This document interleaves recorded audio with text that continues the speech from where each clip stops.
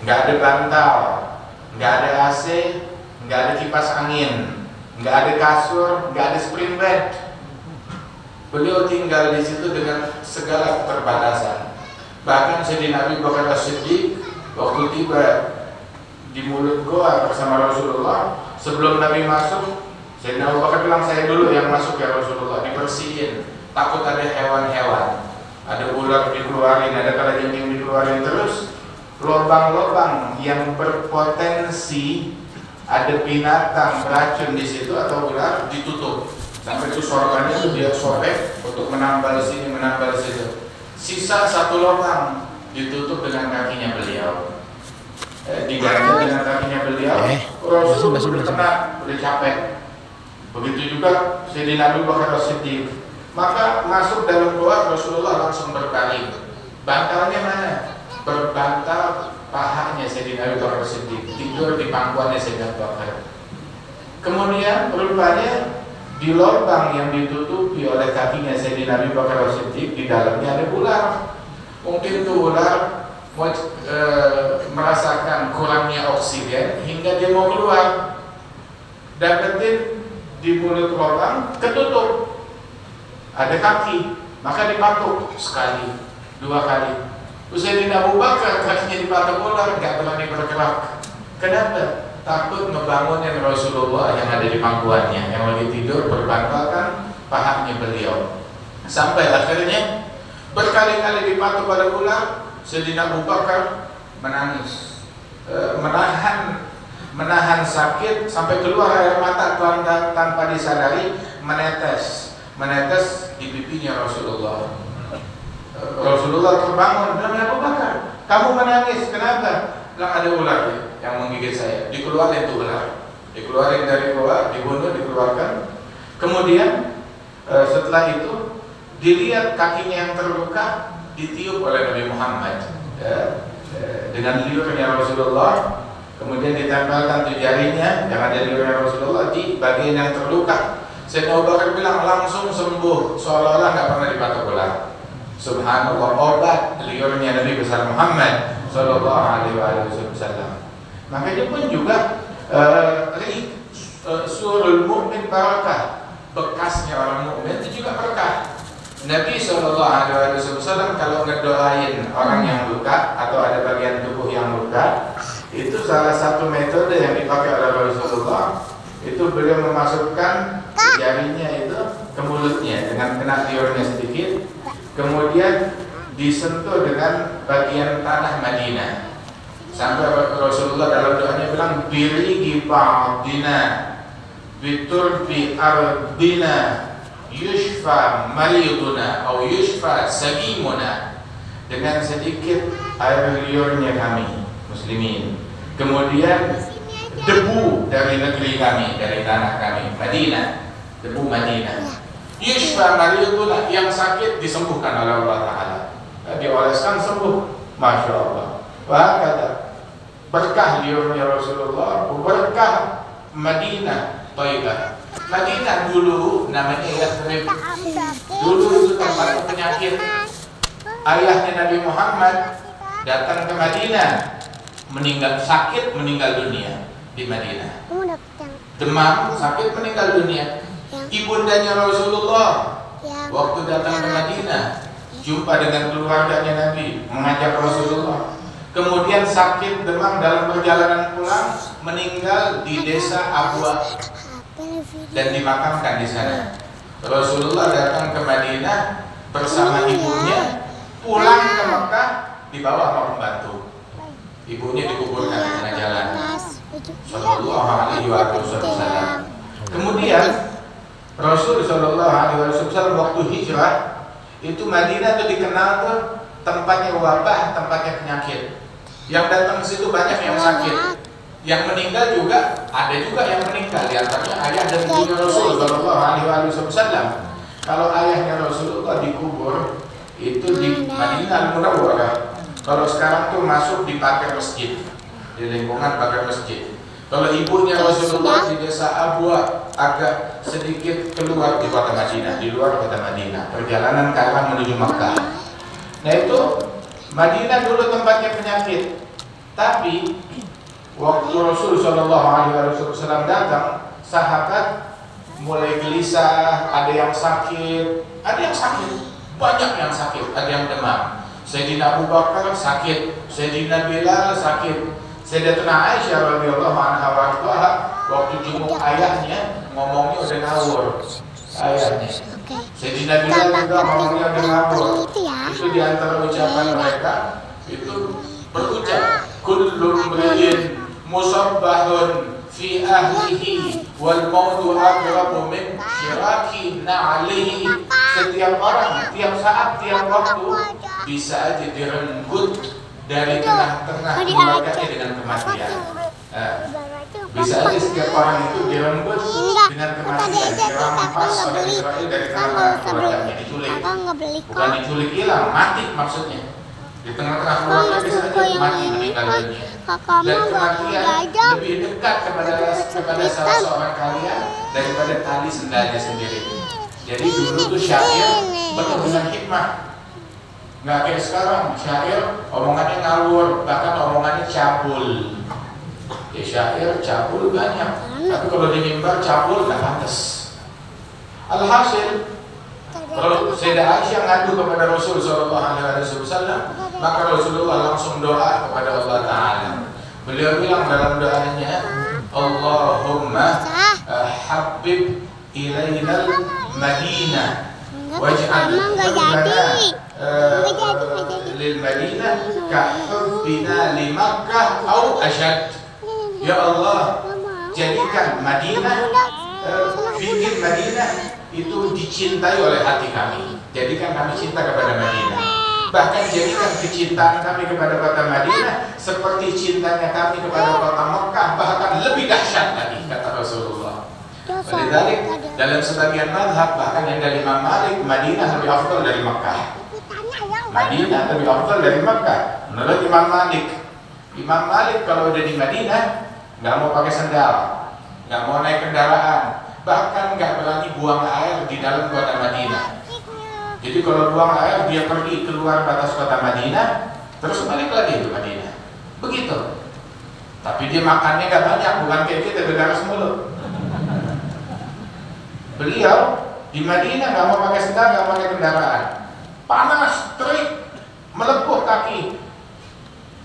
Disuruh pakai sendal, suruh naik kendaraan. Dia nyaut, dia jawab, di tempat yang mana yang mau saya injak dengan sendal saya atau dengan kaki keledai saya?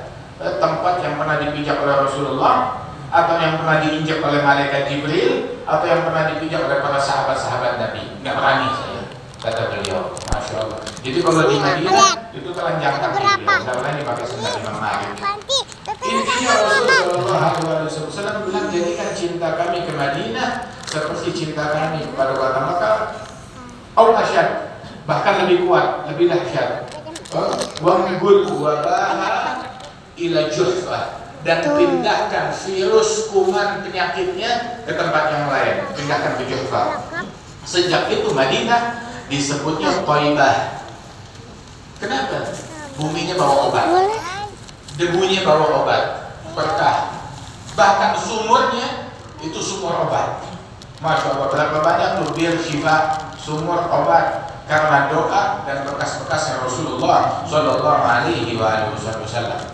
Walhasil, Rasulullah Sallallahu Alaihi Wasallam beliau berhijrah di bulan masuk ke kota Madinah di bulan Rabiul Awal. Tapi kenapa kok kita merayakannya itu di bulan Muharram? Ya sebab dari zaman dulu awal tahun di bulan Muharram. Dari zaman dulu awal tahun bulan Muharram. Tetapi penghitungan mulai dari tahun 1, tahun 2, tahun 3 itu penghitungannya itu di zaman Sayyidina Umar bin Khattab. Sayyidina Umar yang menentukan. Ya sudah, kita hitung aja. Kita nggak usah pakai tahun satunya itu kita patokin apakah dari kelahiran Nabi Muhammad atau dari hari wafatnya Nabi Muhammad atau dari kapan. Sayyidina Ali bilang kita hitung awal tahunnya mulai dari hijrahnya Rasulullah. Loh kenapa? Ada dalilnya dari Al-Quran. Allah Ta'ala berfirman di dalam Al-Quran bahwasanya Allah Ta'ala berfirman di dalam Al-Quran, la masjidun ussisa ala taqwa min awwal yawmin ahaqqu an taquma fihi rijalun yuhibbuna an yatatahharu wallahu yuhibbul mutahhirin. Masjid yang dibangun atas dasar takwa dari permulaan hari, dari awal hari, itu lebih berhak engkau berdiri dan sholat di dalamnya. Di dalamnya ada orang-orang perkasa yang gemar bersuci, bukan cuma suci badan, suci hati juga, suci sanubari. Dan Allah Ta'ala cinta kepada orang-orang yang bersuci, orang-orang yang suci, batinnya suci, badannya suci, bersih. Allah suka kepada orang-orang yang bersih, bersih hati, bersih zahir, bersih batin. Nah, apa dalilnya ini? Dalilnya itu Allah Ta'ala berfirman, ini masjid ussisa ala taqwa min awwal yawmin masjid Quba. Masjid Quba yang dibina oleh Rasulullah SAW.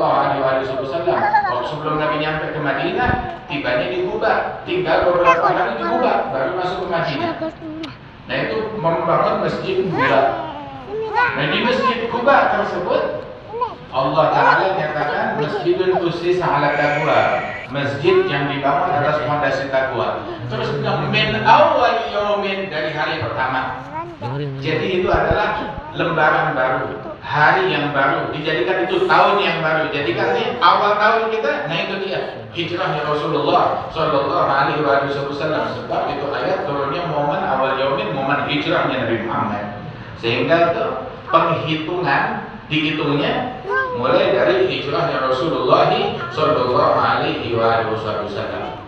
Nah, kemudian juga Rasul Sallallahu Alaihi Wasallam beliau bersabda di dalam hadis, menyemangati orang-orang untuk hijrah, dan hijrah dengan tulus ikhlas. Hijrah bukan buat nyari duit, bukan buat nyari harta, bukan buat nyari keuntungan pribadi atau ambisi duniawi. Nabi bilang, innamal a'malu binniyat. Setiap amalan itu tergantung dari niatnya. Wa innamal likulli imri'in ma nawa. Tiap orang mendapatkan sesuai apa yang dia niatkan. Terus dikasih contoh, faman kanat hijratuhu ilallah wa rasulih, fa hijratuhu ilallah wa rasulih. Yang hijrahnya tujuannya Allah dan Rasulnya, maka ditulis hijrahnya menuju kepada Allah dan Rasulnya. Tapi barang siapa yang tujuan hijrahnya karena dunia, mau cari harta, wah enak di sana dikasih duit, enak di sana berbagi dengan kaum Ansor, berbagi rumah, berbagi harta, dipersaudarakan atau dapat uang. Ada orang niatnya begitu. Ada juga niatnya karena mau menikah, enak di sana, kawin gampang. Nah, itu sebab ada satu orang sahabat, itu dia mau menikah, maka pasangannya bilang enggak, melainkan setelah kita hijrah. Jadi tujuannya berhijrah ya karena mau kawin, karena mau nikah tersebut. Maka ditegur oleh Rasulullah, yang hijrahnya karena dunia, karena harta, atau karena pengen kawin, ya yang ditulis hijrahnya bukan dapat pahala.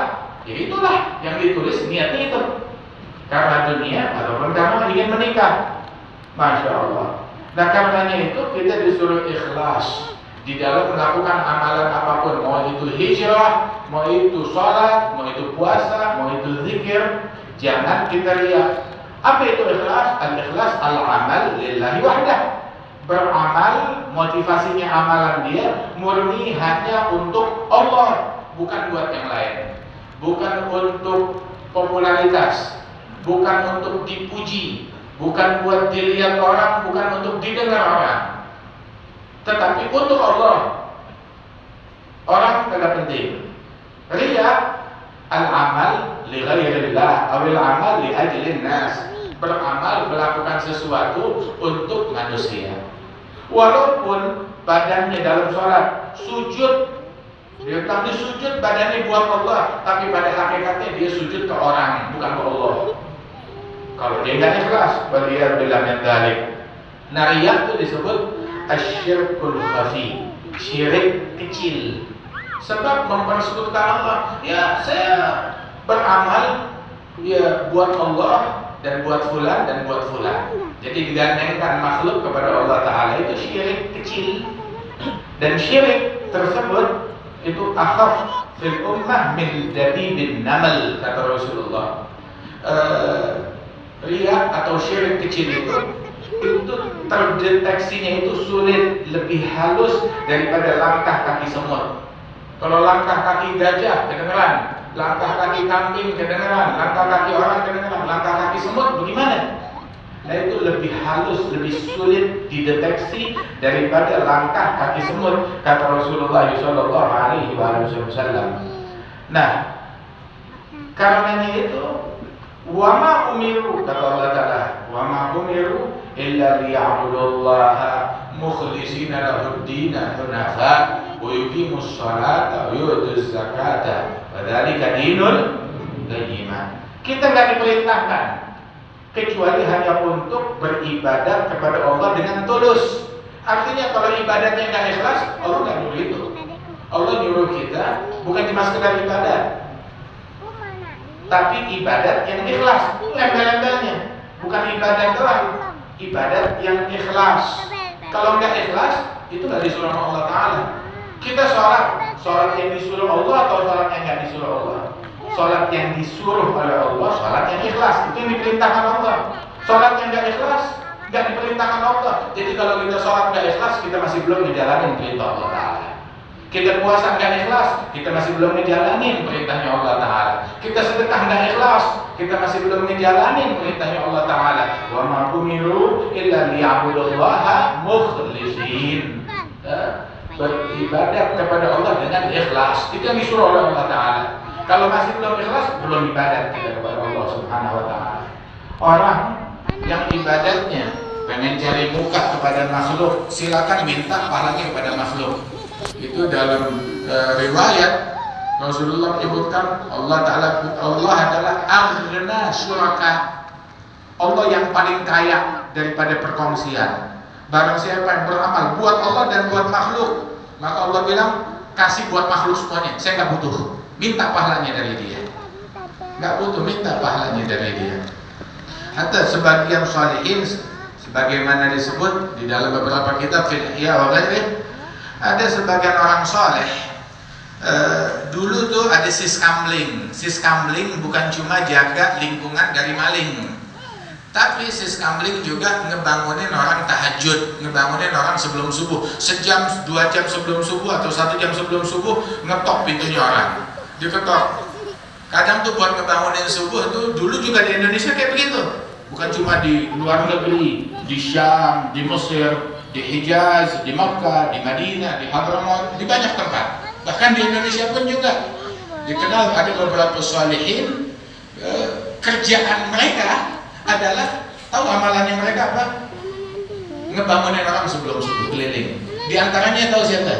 Di antaranya adalah Kiai Hamid bin Abdullah bin Umar Pasuruan.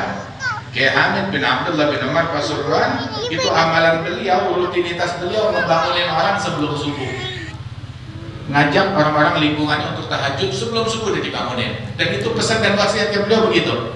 Radhiyallahu anhu warḍah. Alhasil satu orang soleh, dia di rumahnya udah bangun sebelum subuh, lagi tahajud. Selesai tahajud dia buka ngaji Quran. Datang tuh siskamling yang biasa ngebangunin orang, ngetok dari satu rumah ke rumah yang lain. Begitu mau ketok di rumahnya, maka dia kencengin suaranya. Pas dia lagi baca satu ayat, dikencengin suaranya. Agar apa? Agar itu orang udah tahu yang di rumahnya sudah bangun. Jadi nggak usah capek-capek ngedor lagi. Dengar suara orang ngaji, oh udah bangun, dilewatin, nggak diketok. Sudah selesai kan masalah. Keesokan harinya pas malamnya tuh dia tidur, mimpi seolah-olah hari kiamat. Saat hari kiamat tuh setiap orang menerima catatan amalan yang dia lakukan. Termasuk ini orang nih, dia lihat, dia buka amalannya dia, semuanya ada, sholatnya ada, puasanya ada, zikirnya ada. Sampai di suatu hari terakhir dia tuh, dia lihat tulis pahala dia tahajud ada, pahala dia ngaji Quran ada, tapi baca surat ini ada pahalanya, baca ayat ini ada, tapi ada satu ayat nggak ditulis pahala, ayat yang ini nggak ditulis pahala. Akhirnya dia bilang, ya Rabb, saya baca ini ayat, kok nggak ditulis pahala? Bilang enggak, saya baca, ini luput, ada yang keliru, nggak ada yang keliru, semuanya benar. Tapi saya baca ayat itu, kenapa nggak ditulis? Kamu bacanya bukan buat saya, bacanya buat ngasih tahu orang siskamling kalau kamu udah bangun. Sampai segitu jauhnya, sampai segitu jauhnya. Ada sebagian di zaman Rasul Shallallahu Alaihi Wasallam ada orang berjihad sambil bilang, wah enak nih kita jihad, besok nih dalam peperangan kita bisa dapetin rampasan perang. Di antara rampasan perang dapat kambing, kita bisa nyate.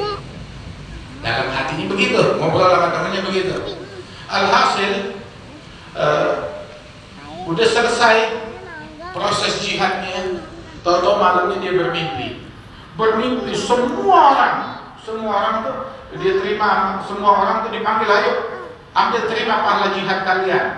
Disebut fulan mujahid, cuma nama dia nggak dipanggil. Kenapa saya nggak dipanggil? Saya juga mujahid. Enggak, kamu nggak jihad, kamu nyari kambing, nyari sate. Bilang saya itu cuma ngomong sambil lalu doang, tujuan saya jihad lillah, untuk Allah. Kalau dapat kambing ya syukur. Akhirnya dia debat sama malaikat, akhirnya malaikat berunding, ya sudahlah, masukin deh namanya. Dia udah dipanggil fulan, sahibu sate dipanggilnya. Tapi tuh biar kata boleh masuk, tapi tuh label nggak lepas. Nanti bukan nyari pahala, nyari sate, sono masuk kelompok mujahidin, tapi dikasih label ini sahibu sate. Wah, karenanya itu ikhlaskan di dalam beramal. Orang yang riya adalah orang yang paling kurang ajar kepada Allah dan orang yang paling bodoh. Kenapa? Sebab orang yang riya adalah orang yang kurang ajar kepada Allah, seolah-olah Allah doang yang melihat amalan saya. Nggak cukup. Saya sholat, Allah lihat. Ya, masa Allah doang? Kurang. Saya mau fulan juga lihat. Allah doang yang tahu. Nggak seru. Saya mau fulan juga tahu. Saya mau netizen juga tahu kalau saya beramal. Seolah-olah tuh ilmunya Allah, pandangannya Allah, nggak cukup buat dia. Nah ini orang sama sekali nggak punya hormat kepada Allah Ta'ala. Seolah-olah kalau Allah doang yang tahu itu kurang. Ini adalah orang yang paling kurang ajar yang macam begini. Bagaimana amalan yang mau diterima oleh Allah Subhanahu Wa Ta'ala? Ada lagi satu orang, ya sudahlah, saya nggak mau sholat sunnah. Kenapa? Saya masih belum bisa ikhlas. Kalau saya sholat, ya saya nggak ikhlas, nggak ada pahalanya juga. Jadi mendingan sekalian nggak beramal deh. Orang yang macam begini, maka dia pengikutnya syaitan juga. Emang setan maunya dia untuk membatalkan amalannya dari awal. Walaupun kagak ikhlas, bukan berarti ninggalin amal. Al-amal li ajlin nas riya, wa tarkul amal li ajlin nas syirik. Itu dikatakan beramal karena manusia itu riya. Beramal meninggalkan amalan karena manusia, ya sama juga, riya juga, masuk syirik kecil juga, masuk dalam kategori syirik kecil juga. Mau ngerjain sesuatu jangan karena manusia, mau ninggalin sesuatu juga jangan karena manusia. Kerjain buat Allah, tinggalin buat Allah. Kerjain buat Allah, ninggalin buat Allah. Saya masih belum bisa ikhlas, jadi gak usah beramal lah. Walaupun belum ikhlas, beramallah dan berjuang, berupaya untuk ikhlas sendiri. Sebab ikhlas nggak bisa dideteksi bahkan oleh diri kita sendiri. Kita berupaya buat ikhlas, tapi kadang tuh nggak terdeteksi. Sampai dibilang tuh kam min ta'if yatuf fil Ka'bah yurai al-Khurasan. Berapa banyak orang yang tawaf di Ka'bah, tujuannya gitu untuk riya kepada orang-orang yang ada di Khurasan, di negeri yang jauh ribuan kilo jaraknya. Dia di Ka'bah, dia tawaf, tapi untuk biar dipuji, biar orang Khurasan, wah fulan lagi tawaf nih enak, pengen dipuji. Satu orang menjamu Al-Imam Al-Hasan Al-Basri, dijamu. Saat menjamu makanan dia bilang, ini hartawan, dia bilang kepada anaknya, anakku, gelarin sufrah yang bagus, taplak meja yang bagus buat jamu Imam besar Al-Hasan Al-Basri ini. Gelar sufrah. Ya, sufrah yang saya bawa dari haji, bukan dari haji yang kemarin, bukan juga dari yang tahun sebelumnya, tapi dari yang 3 tahun yang lalu. Itu lebih bagus sufrahnya. Gelar. Terus Hasan Al-Basri bilang, kesian deh loh, gara-gara urusan taplak meja ngebunuhin 3 haji. Nah, haji yang tahun ini, haji yang sebelumnya, sama haji yang sebelumnya lagi. Maksudnya mau ngasih tahu, dia haji itu udah 3 kali. Bukan taplak meja yang saya bawa dari haji yang kemarin, atau yang sebelumnya, yang sebelumnya lagi. 3 haji digugurkan cuma gara-gara urusan taplak meja, urusan sufrah doang. Nah karenanya, ayo berupaya buat ikhlas sebisa mungkin. Kita ikhlas di dalam berbuat untuk Allah Subhanahu wa Ta'ala, jangan karena manusia. Terus juga, apa sih cirinya orang ikhlas? Cirinya orang ikhlas selalu takut akan riya. Takut riya, itu cirinya orang ikhlas. Cirinya orang yang riya ngerasa dirinya udah paling ikhlas. Saya ikhlas, ikhlas. Orang yang begitu biasanya itu orang yang riya. Orang yang ikhlas selalu takut, selalu khawatir, selalu menganggap dirinya belum ikhlas. Tetapi orang yang ikhlas selalu menganggap dirinya itu riya. Orang yang riya selalu menganggap dirinya sudah ikhlas. Sama, mukmin selalu takut nifak, menganggap dirinya saya munafik, saya belum menjadi mukmin sejati. Adapun munafik menganggap dirinya saya bukan orang munafik, yang munafik orang lain, saya mukmin sejati. Atau munafik. Cirinya orang munafik nggak takut nifak. Cirinya orang beriman selalu takut dan waspada dari nifak. Itu di ta'liq hadis mu'allaq fil Bukhari, Ibn Abi Mulaikah beliau bilang, adraktu 30 min ashabi Rasulillah kulluhum yakhafun nifaq ala nafsihi. Saya jumpa 30 orang, saya ngalamin pernah berjumpa 30 orang dari sahabat Rasulullah. Semua sahabat Rasulullah nganggap dirinya itu munafik. Nganggap ini 30 orang, mereka semuanya selalu takut kalau dirinya tergolong orang-orang yang munafik. Itu sahabatnya Rasulullah Sallallahu Alaihi Wasallam. Hatta Sayyidina Umar bin Khattab, beliau takut kalau dirinya itu munafik. Nanya kepada Hudzaifah bin Yaman, orang yang dapat bocoran dari Rasulullah tentang sifat-sifat munafikin. Dan siapa orang-orang tersebut dari sahabatnya Rasulullah. Tapi nggak dibocorin sama dia. Juga nggak nuding-nuding orang. Anda munafik, Anda munafik. Lah, mukmin nggak begitu. Mukmin nggak begitu. Baru beda partai munafik, beda coblosan munafik. Anda bukan ucapan mukmin yang begitu. Cerdas sedikit kita ya, cerdas sedikit. Hudzaifah bin Yaman dikasih bocoran tentang orang-orang munafikin. Sayyidina Umar setelah wafatnya Rasulullah datang ke Hudzaifah, adakah, saya nggak nanya apakah fulan munafik atau fulan munafik, enggak. Sayyidina Umar nanya, saya termasukkah di dalam nama orang-orang munafikin yang disebutkan oleh Rasulullah? Dia nanya ke Hudzaifah bin Yaman, saking takutnya Sayyidina Umar bin Khattab. Masya Allah.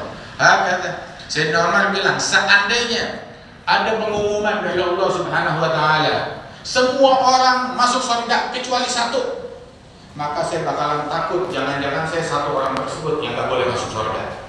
Nganggap dirinya orang yang paling hina, yang paling nggak punya apa-apa. Tapi beliau juga punya harapan yang kuat. Seandainya diberikan pengumuman semua orang di neraka kecuali 1 yang masuk surga, niscaya saya bakalan berharap jangan-jangan saya itu orang. Subhanallah. Harapannya juga besar. Mukmin punya rasa takut yang besar dan punya harapan yang sangat besar kepada Allah Subhanahu wa Ta'ala. Ikhlas itu hal yang sulit. Enggak urusan sekali majelis langsung jadi orang ikhlas. Kagak. Perjuangan nggak cukup setahun, 2 tahun, bahkan 5 tahun, 10 tahun nggak cukup, puluhan tahun sampai kita mati. Tetap berjuang untuk mencari keikhlasan tersebut sampai kita mati. Itu waktu salah seorang ulama, Junaid Al-Baghdadi, ada ditalqinkan pas mau meninggal dunia, ditalqinkan la ilaha illallah. Ini dalam keadaan setengah sadar. Dia malah bilang la, bilang tidak. Ini hal ini didengar oleh murid-murid keluarga, heboh mereka. Astagfirullahaladzim, apa yang dia lakukan kok sampai begini? Ditalkinin la ilaha illallah malah bilang la. Nah, tapi semuanya nggak berani ngomong. Nggak lama, ada imam tersadar. Kemudian dia bilang, kalian tadi ada dengar saya ngomong sesuatu? Dan iya, kami talkinkan kau la ilaha illallah, kau malah berucap tidak. Nah, bukan tidak atas kalimat la ilaha illallah, tetapi barusan syaitan di saat-saat terakhir saya, dia bilang kepada saya, futuk, engkau berhasil lolos dari saya gagal menyesatkan engkau berhasil mati dalam kebaikan, mau bikin saya sombong, takabur, atau hurur, merasa diri hebat. Maka saya bilang sama syaitan, masih belum beres, belum, sampai saya udah wafat meninggal, baru ya. Kalau sekarang nih, walaupun udah tinggal selangkah lagi mau meninggal, masih belum lolos, tidak mau hurur. Syaitan ingin menjebloskan orang di dalam jebakan terakhir dia, pengen akhir hayatnya ujub kepada diri sendiri, pengen akhir hayatnya ada kesombongan sedikit di dalam hatinya. Dan ulama bilang benarnya itu amalan yang bisa membantu kita untuk ikhlas. Tahu nggak apa? Sembunyikan amal ibadat kita.